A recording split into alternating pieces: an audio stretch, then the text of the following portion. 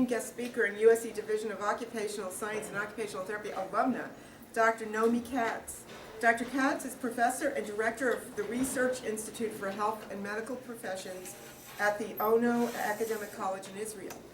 She is also professor emeritus within the School of Occupational Therapy at Hebrew University in Jerusalem, where she had served as the first chairperson of the graduate program in occupational therapy. And she told me that they have forced retirement at 67, which means that I would be gone this year. So, we don't have that. You go to a private place. Oh, you go to a private place after that. She has also served as the first chairman of the board of the Israeli Society of Occupational Therapy, ISOT, the first editor of the Israel Journal of Occupational Therapy, and has been a member of the AOTF Academy of Research since 1995. You can see these. She is the pioneer who established, really, occupational therapy as a research discipline in Israel. She did it. This year, Noomi will be honored with a Lifetime Achievement Award, the first one of its kind by the Israeli Society of Occupational Therapy. Dr. Katz earned her diploma in occupational therapy from the School of Occupational Therapy in Jerusalem, Israel, in 1963. She then earned her MS degree in occupational therapy from the University of Southern California Department of Occupational Therapy in 1979, which means she arrived in 1977 at our department, and I arrived in 1976, and we both overlapped, and we were both in our 30s when we met, so it's been a great reunion.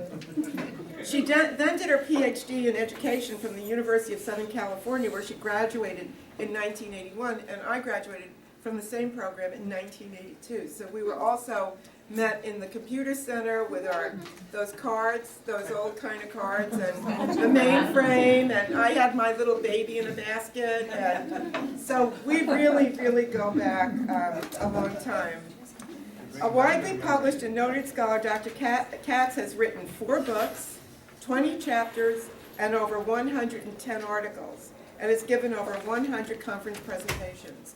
She is also editor of the book Cognition, Occupation, and Participation Across the Lifespan, which has just been revised and is being published for a 3rd time by the AOTA Press. Finally, she is the principal researcher responsible for the series of dynamic cognitive assessment instruments.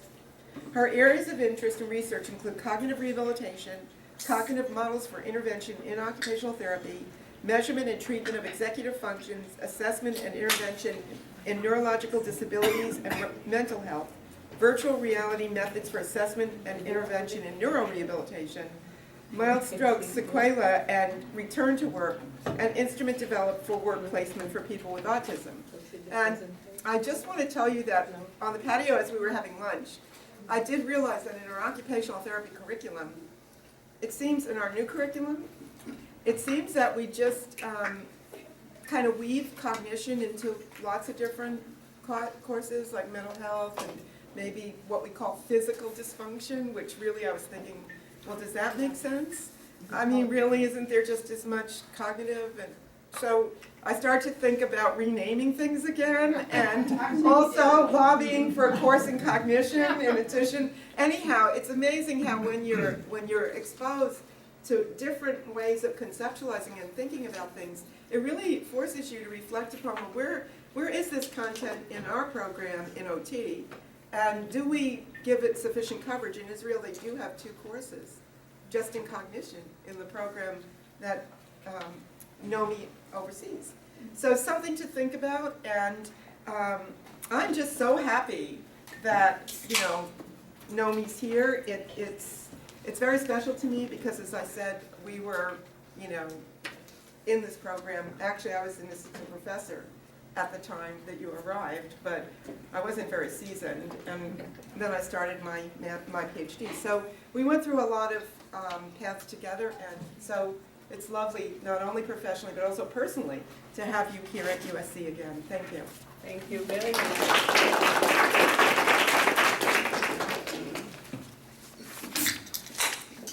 It's very exciting for me to be here.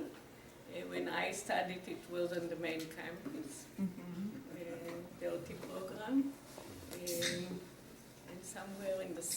No, we were at Rancho. At Rancho. We were at Rancho. Okay. And I might tell you that your audience today is made up of occupational and physical therapy, mostly occupational therapy practitioners, as well as researchers, postdocs, doctoral students, and methodologists. So, and exercise physiologists and engineers and other, it will go on and on, but it's that kind of interdisciplinary That's wonderful. audience. Actually, that's wonderful. I really like my position nowadays at Ono Academic College because it is a research institute for interdisciplinary for various faculty members of the health professions. All of it is a new program. About 5 years ago it started. Right away when it started, the departments of OT and communication disorders, the PT is starting now. But at the same time we started with a research institute, and I think it was really a great way to be. So I think in my afternoon talk I will explain a little bit more about the research institute and its mission and what we doing research in and so on. And I will focus now on a research area which I am conducting, and but we can then talk on other things as well. So I focused my talk on mild stroke, and it says in the title, you see profile and relationship between cognition and executive function and participation, quality of life, following mild stroke, and this focus is on 3 months following mild stroke at home. There is a large study going on in Israel, so here are some of our collaborators, and some of you may from writing Adina Meir. Do you need help for ideas? No, we're okay. Okay. Thank you. Okay. So the design of the study is a large study in a major hospital in Israel, and it's a longitudinal study on a cohort of everyone who is admitted to the neurology department with stroke, first ever stroke, and they are followed on for each half year. The idea is to go to 10 years, but that seems like a long time, but we are at 4 years now of following up people. There are a collaboration of many disciplines and in many areas, so looking at genetics, looking at neurobehavioral imaging, looking at all sorts of different components, psychology, PTSD, and so on. And our focus is on, we went in to suggest that occupational therapy would look on participation and cognition at home. So that was an added part to the original program of the study, to go and visit home at 3 months and conduct there our study. So the whole focus of my presentation will be on this part of the OT 3 months. So the objective was, the aim of the study at 3 months was to go to home, as I said, to test stroke patients with mild stroke only and TIA regarding their cognitive abilities, their executive function abilities, an affective component or depression, participation and return to work. Okay, and reintegration into the community. So we wanted to see as much as we could the whole picture and what are the relationships between those. And the rationale actually in background was, as you know, that stroke is one of the major causes of disabilities in adults. In the last few years it was found that even mild stroke survivors experience residual damage And it was in the past thought that you have a mild stroke, you go into the hospital, 10 days, you go home, and that's it.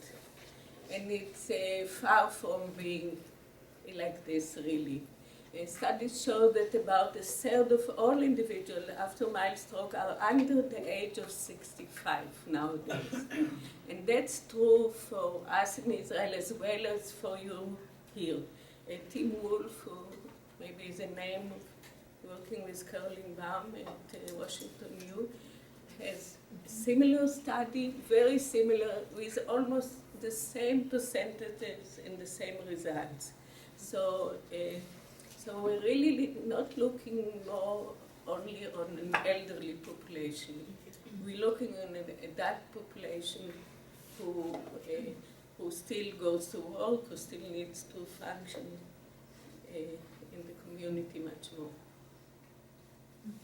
So the reason was also identifying factors contributing to post-stroke participation decline could be potentially more effective therapeutic opportunities. Furthermore, in order to develop appropriate rehabilitation services, we need to know more what happens to this population.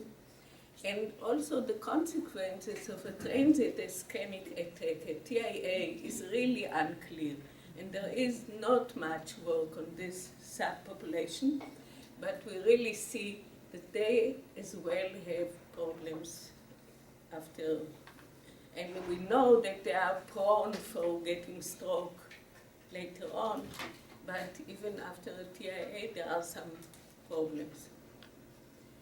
So we do this 3 months post-event within the design, and we went, occupational therapists, experienced occupational, went to the home to interview the people and their family. So I don't know if you can see this, but at this point, what is this? This will do it. Should there be a light? Yeah, there is. Yeah, there is the red light, Yep. the red one. Where is it? Slow it down. Ah, here it is. Okay. Here. Okay, at this point, we had already 413 subjects, 343 mild stroke, 78 TIA. The definition was the NIH scale. NIH scale under 5 is the definition for mild stroke. So we excluded the ones who had like a moderate. So you see above 5 points, so it's 21 went down. Among the 322, there are various kinds of reasons why some people, some declined of people coming to their home. They were hospitalized, others, they have some other problems. The distance was a problem to schedule, and 3 died at that time. So we were left with 243 mild stroke and 78 TIA, which is the analysis we have for today.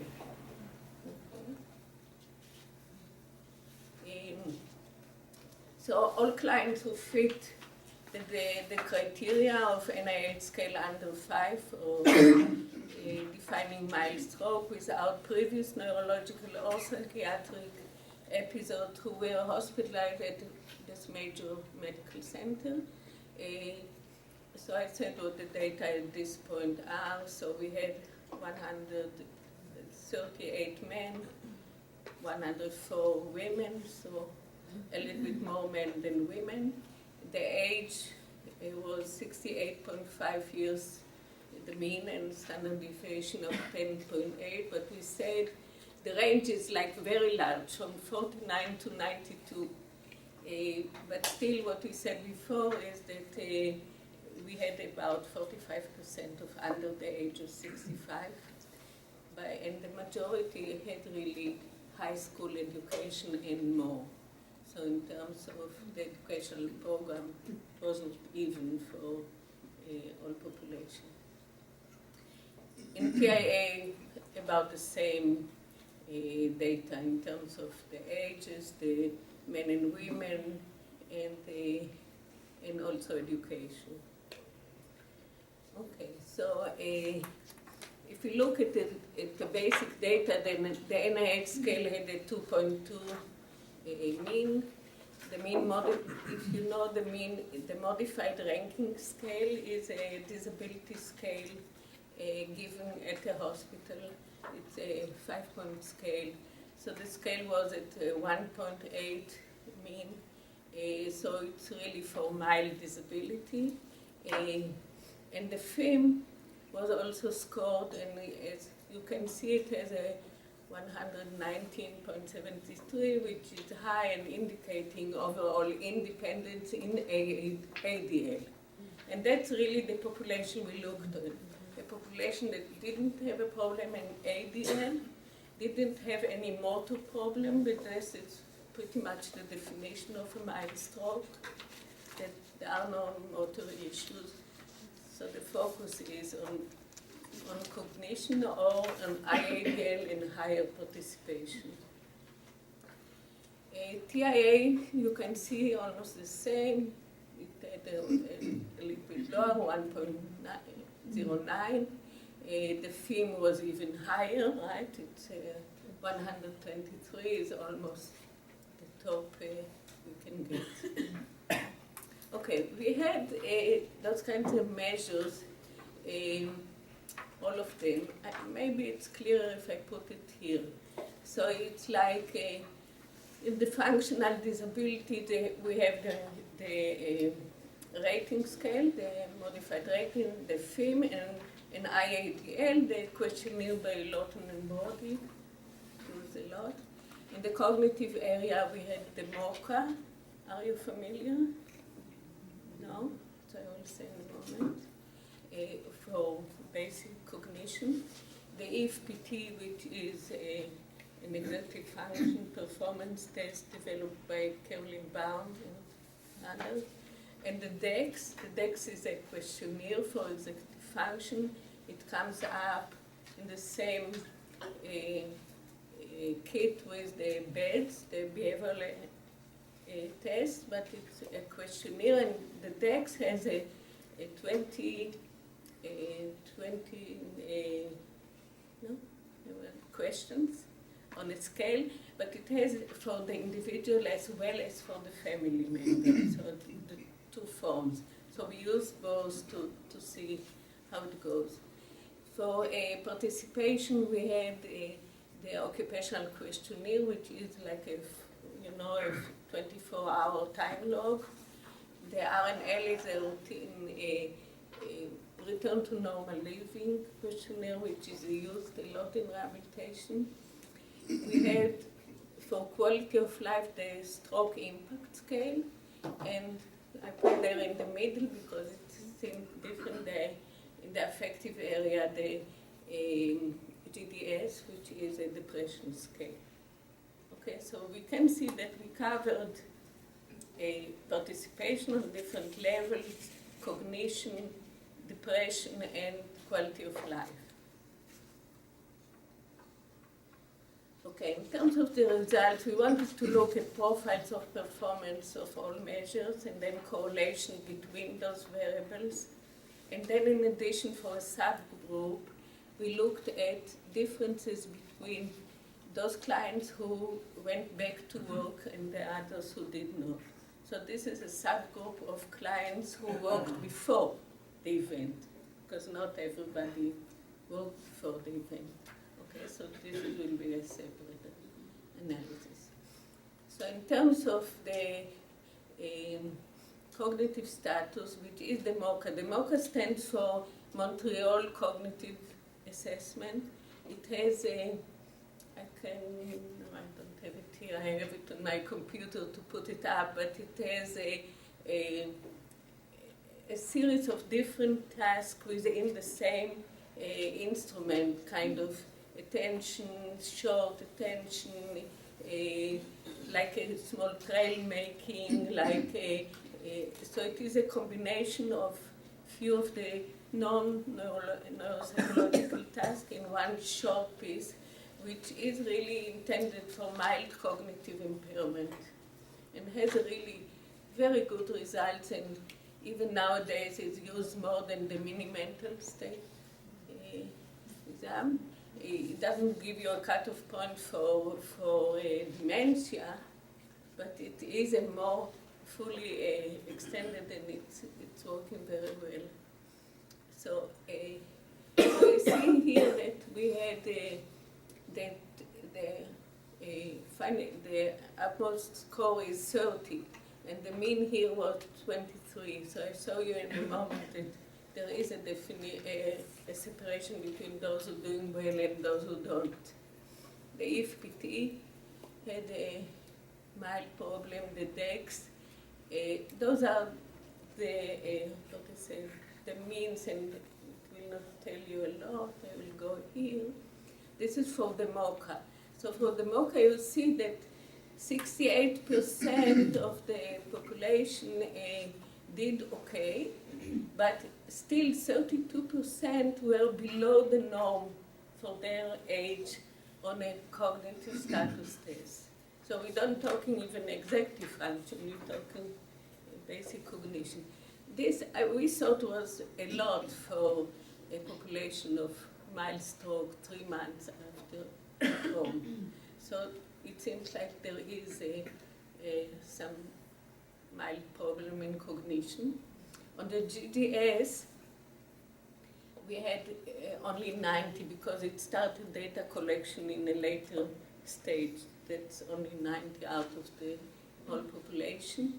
And you see that at least 7% don't have a problem with depression, but still there is a good percentage who have kind of a suspected depression according to this scale, and a small percentage who really show depressive symptoms. And we know also from later data that depression really plays a significant role in going back to community participation and so on in this population, and many others as well. But okay. Now, if you look at TIA, you see that in everything actually they are higher. Okay, in all means of these instruments, but still they have also a problem. If we look at this, you see that even though the mean for the MOCA is pretty high, the cutoff is 26 from 30, but still also a certain percentage, about 30%, have some kind of a small problem even after a TIA. So I will say something which may be problematic because we don't have data about them before. So maybe they would have done even before like this. But because almost all of them have higher education, so, and we know that cognition is very much correlated with years of education, our idea was that they should do better, but they still, okay. In terms of participation, you have here the results of means and standard deviation. And all of them, I don't want to go in each of them separately, but all of them are a little lower than you would do. Let's say this is for the questionnaire, the work, those are hours. So you see they have like 3.3 hours a day on the mean is for working hours, then for ADL, for leisure, for rest, and a lot for sleep. And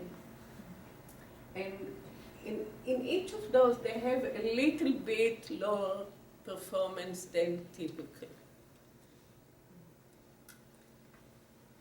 The DEX in executive function showed significant differences between the participant themselves and their family member.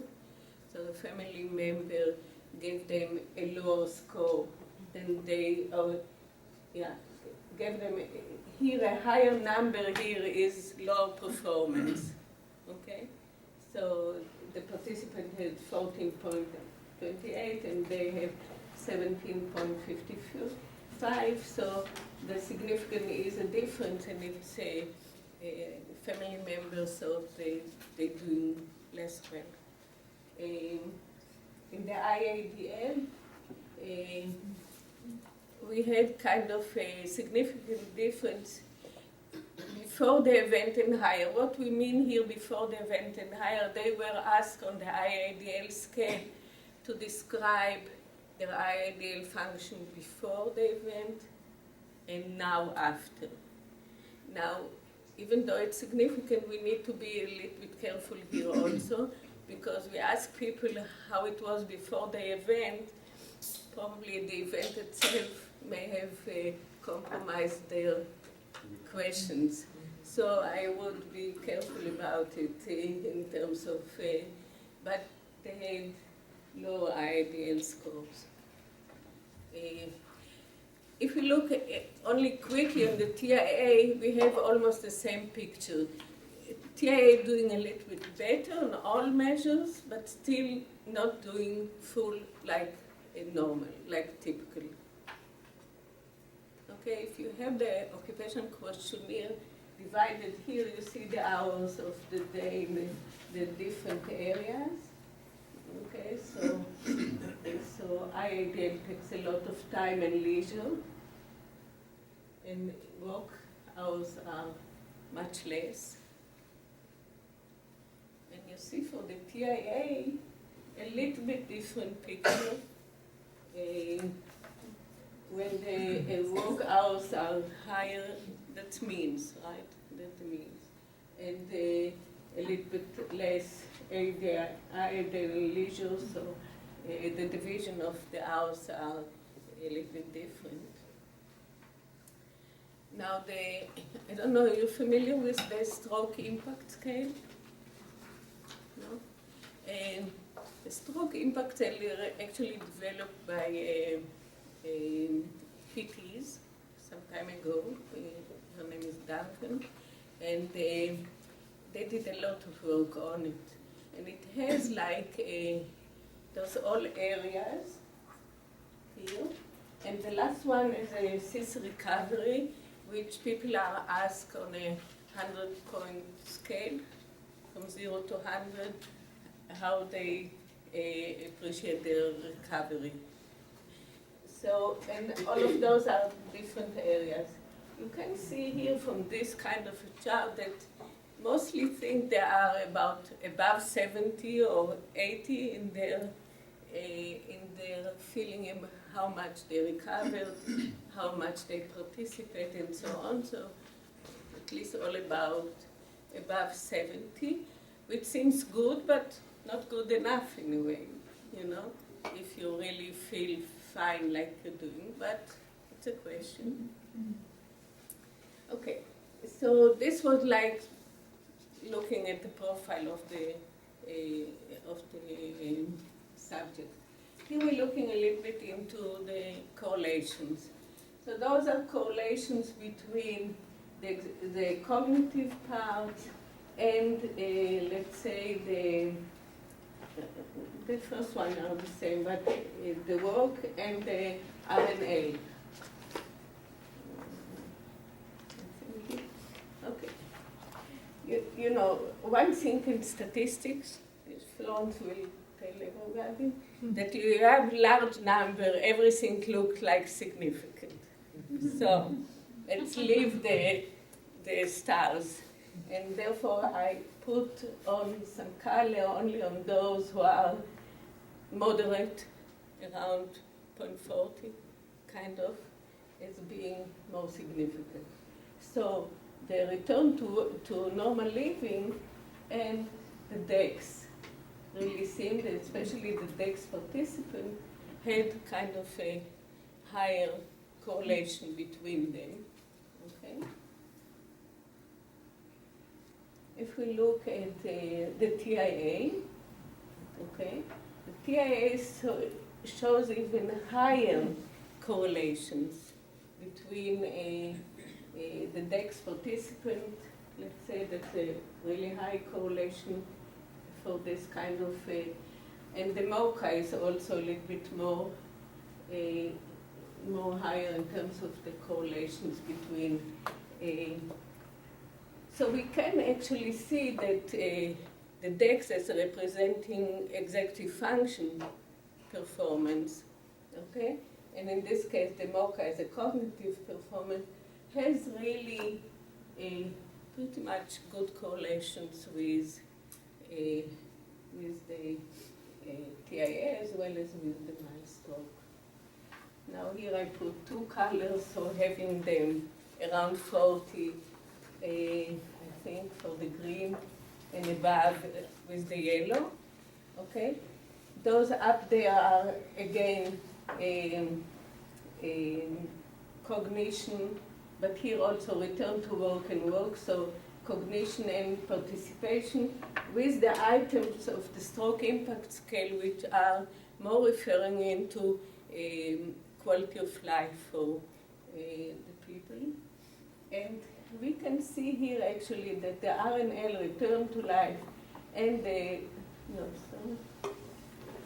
RNL on this row and the stroke impact cell are very much correlated. And there was a question really if they tapping a little bit into the same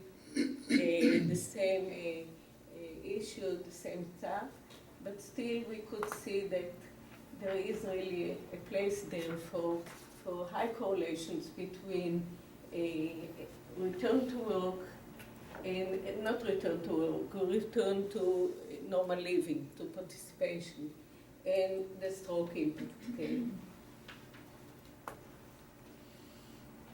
And this is for the TIA. The other one was doing mild score.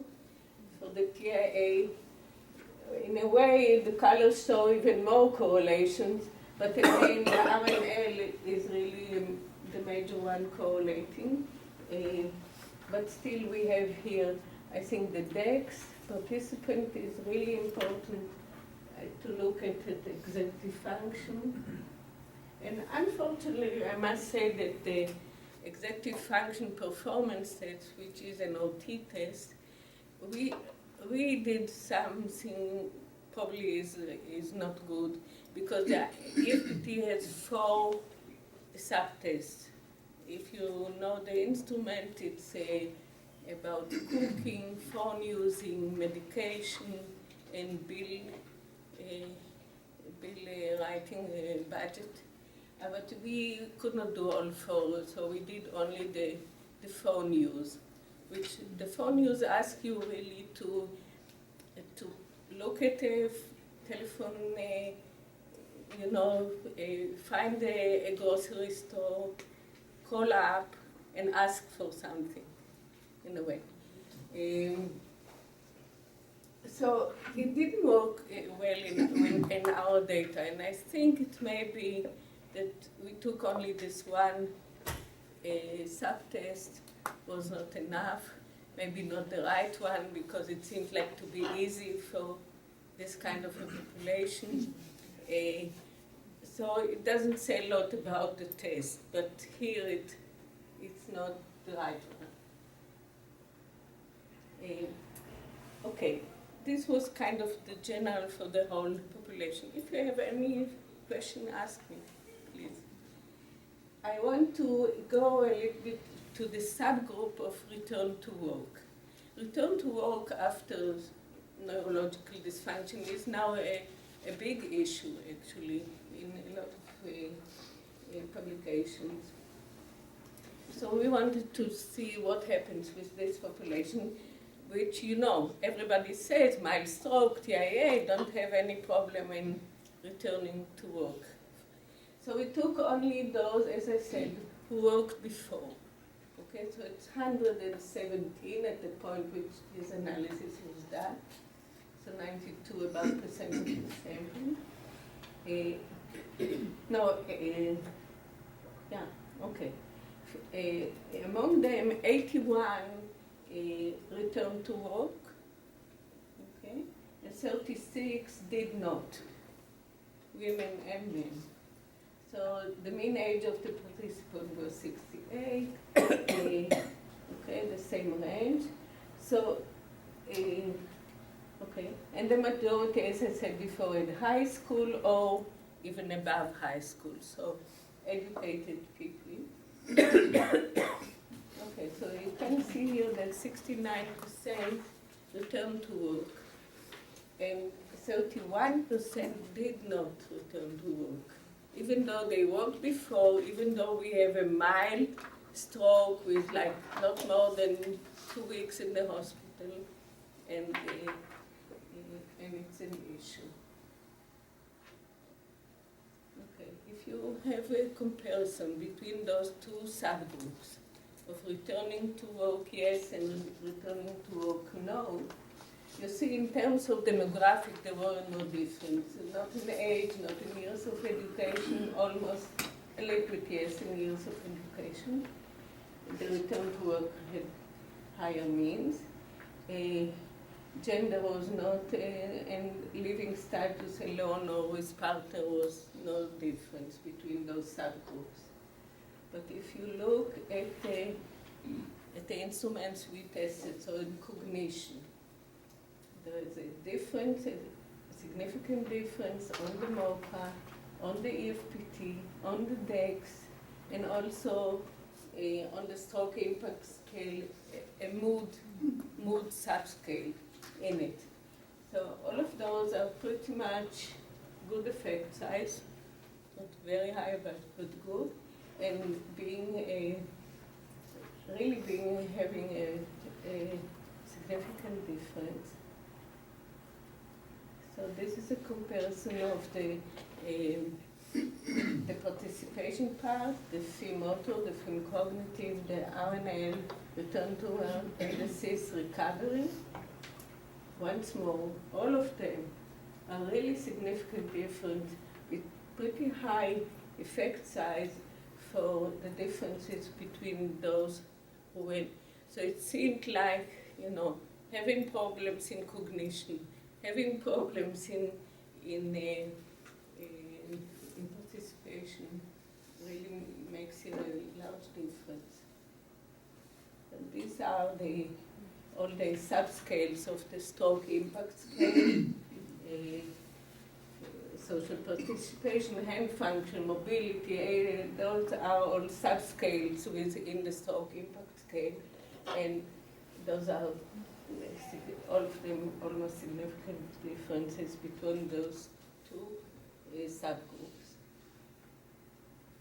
Okay, when you look at the TIA, in this case, only 47 of them worked before the event. 91 returned to, so and almost all 91% returned to work. So here there was a difference between having a mild stroke or having a TIA. So we only described it, we didn't analyze, of course, because it was only a small subgroup who didn't return to work.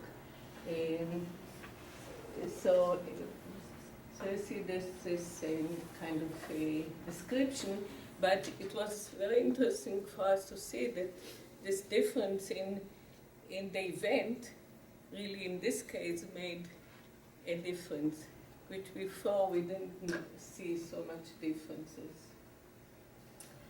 In terms of summary, results show significant moderate correlation between cognitive status, executive function measures, and participation, quality of life at 3 months.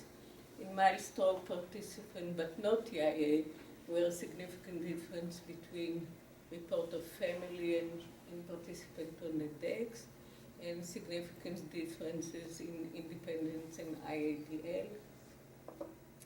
And within the group of mild stroke who worked before the event, significant difference were found between participation who returned to work, to those who did not, on all measures of functioning, on disability, on cognition and participation and quality of life.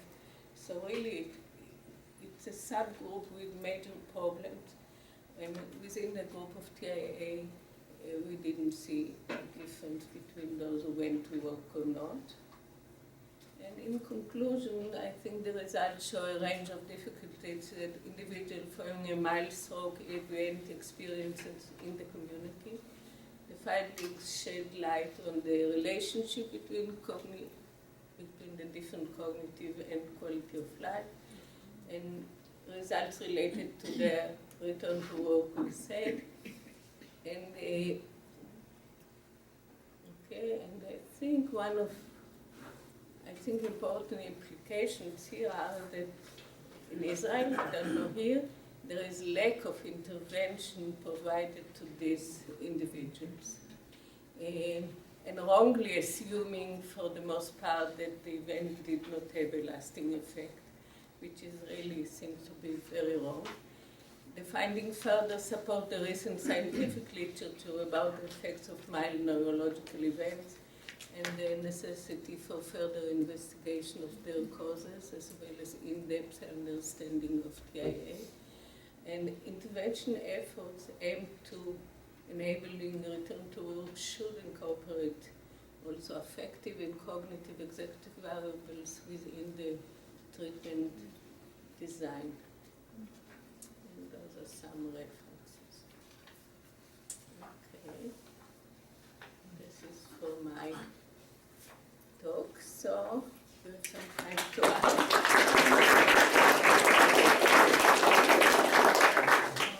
We have about 10 minutes for questions. Yeah, and we can discuss. Yeah. On your slide that had the comparisons between the return to work group on the stroke impact scale, the bar graph, Yeah. I thought it was really interesting, the last bar graph comparison between those who returned and those that did not on social participation. That seemed to be where the biggest gap was between the two groups, and I find that interesting because work is not just work, it involves social interaction. There's no intervention for something like that, at least not that I'm aware of. Yeah. That was a really important finding. Yeah, I think so too. I think the intervention for these people should be, much more going with them into their environment, their work situation, and doing this. I don't know how much home therapy you have here. There are some in Israel also, but they really usually focus on population much more severe and excluding this kind of population in most all services. So we have what to do. Yeah. In the return to work group, did it address whether or not they returned to the same role as before at work, or did they have something that might have been somewhat less demanding? Actually, this is a very good question, and we didn't analyze it in this, but we won't go on and analyze if they return to the same, first of all, to the same job. Mm-hmm. They could have gone to somewhere, to the same work role in the same job, or to the same number of hours. Mm-hmm. So there are a lot of questions. We want to look at the data more. We have now more people also into it because it went on. So it's really an important, and actually we submitted for funding, we didn't get funded, to look at this also from the employer perspective, in terms of, did you have an employee who had a mild stroke, do you take him back? Or you had some requirements and so on. So it's an issue both sides. If you can go back and you are taken back. Mm-hmm. So that's something to look at. And that's a good point. Yeah. What about the effects of medication Uh, on all of this? They were all on medication, but on mild medication, I would say, not major medications. And some of the data which we didn't look at yet, there is a whole set of data within the large study on their medication, on their imaging, on their genetics, whatever. So we will pull some of it together to look more in depth in those areas to see if it makes a difference. Yeah, but it's a good question. We didn't go yet there. Yeah. Where did you recruit your participants from? Okay, this study is done in a major large hospital in Israel, and each person who comes into the stroke unit or neurology unit is recruited unless is against it. So it's consecutive recruitment of everybody who stands for the criteria. And then they come to the hospital for follow-up each 6 months. And then till 12, and then by 18 months there is some telephone follow-up, and then again 2 years. And they're pretty much good follow-up. There are some people leaving, but the percentages are pretty good.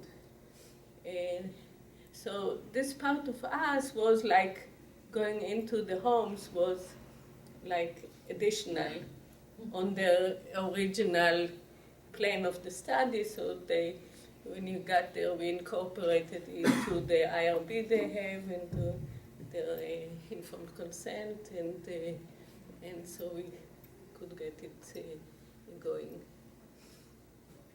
Diagnostically, what is the difference between a TIA and a mild stroke?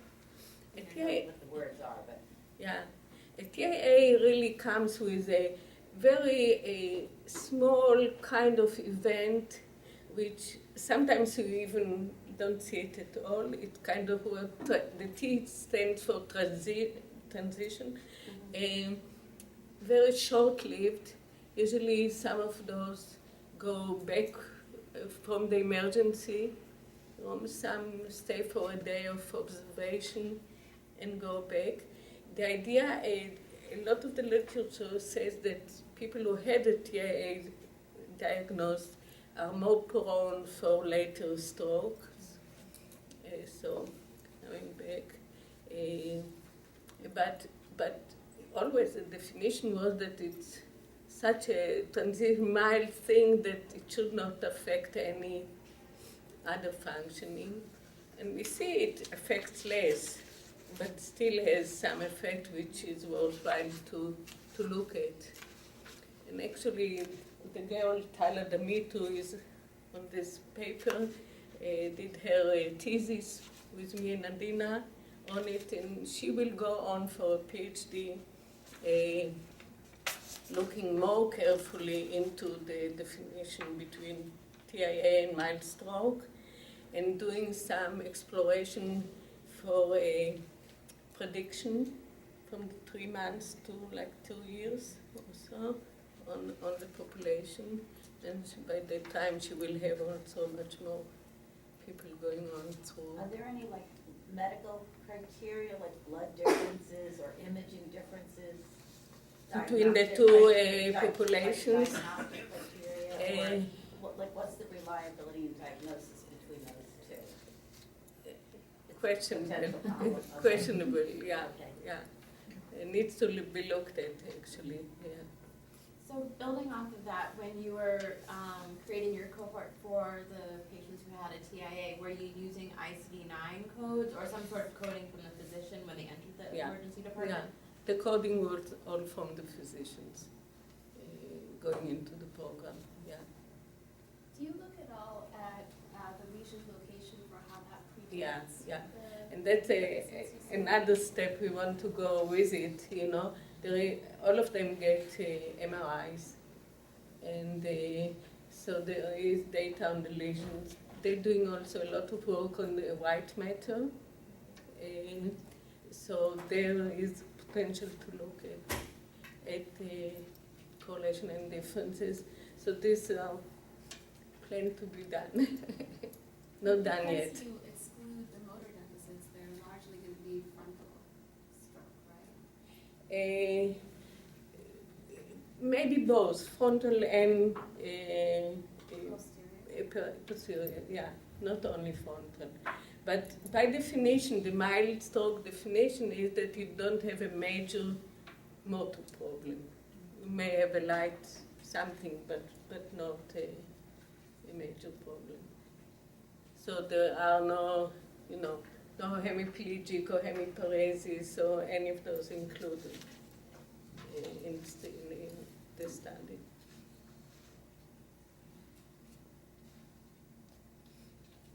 So Okay. do you have more insights with respect to the clinical implications? I think the I know it's correlational, so it's kind of So, dangerous to say to too go. much, but right. for you, what, besides emphasizing everyday activities that are cognitively challenging in the home environment, do you have other insights about intervention approaches? I think really intervention approaches should go with with the background of the person, what he was doing before, let's say, and intervene in a little bit higher cognitive ability. When we're talking executive function or even awareness, we didn't put any awareness issue into this now, but some problems are there also that people say, no, I don't have any problem, but I think my insight would be to go with the person's emphasis, what he is working on or what he's doing in life and so on, and include in it more of a higher cognition kind of things like planning, things like judgment, things like working memory, all of those within a participation kind of efforts.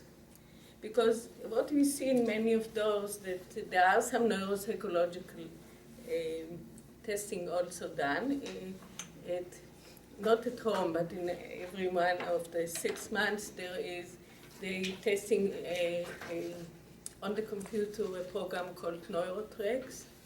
I don't know if you're familiar. It's a computerized program with all the neuropsychological testing, and we see that many of them do well or have problems in executive function on the NeuroTracks, but then have also the problems in everyday life. So in some ways the neuropsychological testing is predicting quite well, but we have the same kind of results without this, and it's really a cumbersome kind of testing. It takes like each person like 45 minutes, and they are really tired from this computer program. So it seems like it doesn't give us a lot more than what we are testing with shorter period of time and in function. So, Well, we have to end. okay. Thank you very much. I'm getting the signal from the pilot.